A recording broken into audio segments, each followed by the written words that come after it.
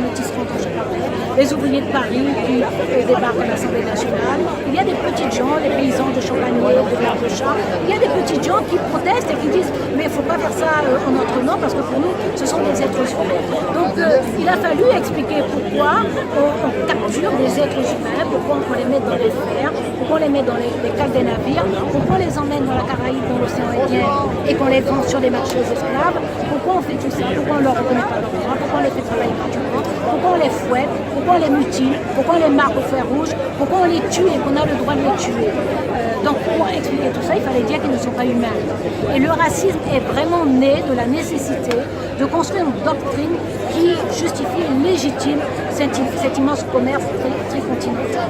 Donc ces traces-là, elles sont là aujourd'hui, elles sont dans des représentations, elles sont dans le racisme ordinaire, elles sont dans la discrimination, elles sont dans la stigmatisation, elles sont dans le refus d'employer, de recruter, elles sont dans le refus d'accorder un logement, elles sont dans l'insulte, elles sont dans le fait qu'une peau noire est synonyme d'infériorité, d'appartenance à l'espèce simiesque, etc.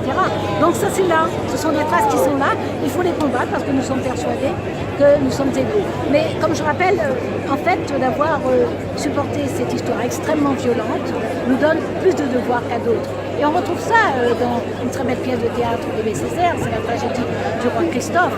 Le roi Christophe dit à un moment, l'égalité des droits, oui, mais il y a une inégalité des devoirs. Et c'est une inégalité de sommation. Ceux qui ont connu la violence, ceux qui ont connu la souffrance, ont l'obligation, plus que d'autres encore, d'être vigilants, d'être attentifs aux autres, d'être compréhensifs vis-à-vis des autres, d'être protecteurs vis-à-vis des autres, d'être solidaires, d'être fraternels. Donc nous avons conscience de cette histoire, de sa violence, mais ça n'est pas une violence qui doit nous faire de la haine ou de la rancœur, c'est une violence qui doit nous grandir et qui doit nous permettre au contraire d'être encore plus attentifs aux autres. Je vais vous l'arracher parce que la marque commence à partir. Oui, bien sûr. C'est où? Pardon?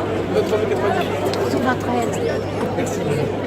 Je veux juste, selon vous, la société française était raciste. Est-ce qu'on peut dire ça aujourd'hui? Mais on peut le dire dans une société, même pas par exemple des États-Unis, où il y a encore des crimes racistes par milliers chaque année.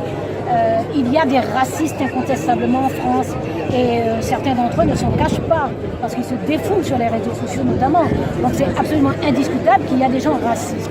Et puis il y a des gens qui ont des préjugés, qui ne travaillent pas les représentations dont ils ont hérité et qui conservent des réflexes. Ces personnes ne sont pas racistes avec la conscience, en tout cas la détermination de contester l'humanité des autres, mais ce sont des personnes qui peuvent être racistes par leurs réflexes, par leur comportement. Nous les invitons évidemment à apprendre l'histoire, à étudier la philosophie et puis simplement à regarder les gens dans le blanc des yeux, à regarder comment vivent les gens, comment sont les gens. Ils verront bien que souvent les personnes qu'ils méprisent sont des personnes qui ont d'immenses qualités individuelles.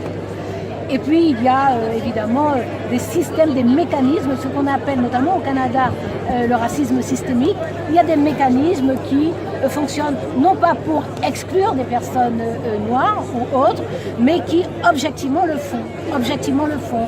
Donc des modes de sélection, des types d'organisation, des lieux où il faut se trouver, le fait de ne pouvoir accéder à certaines fonctions ou responsabilités ou métiers que si on participe à des réseaux, tout ça ce sont des mécanismes racistes au sens où automatiquement ils excluent des catégories de personnes.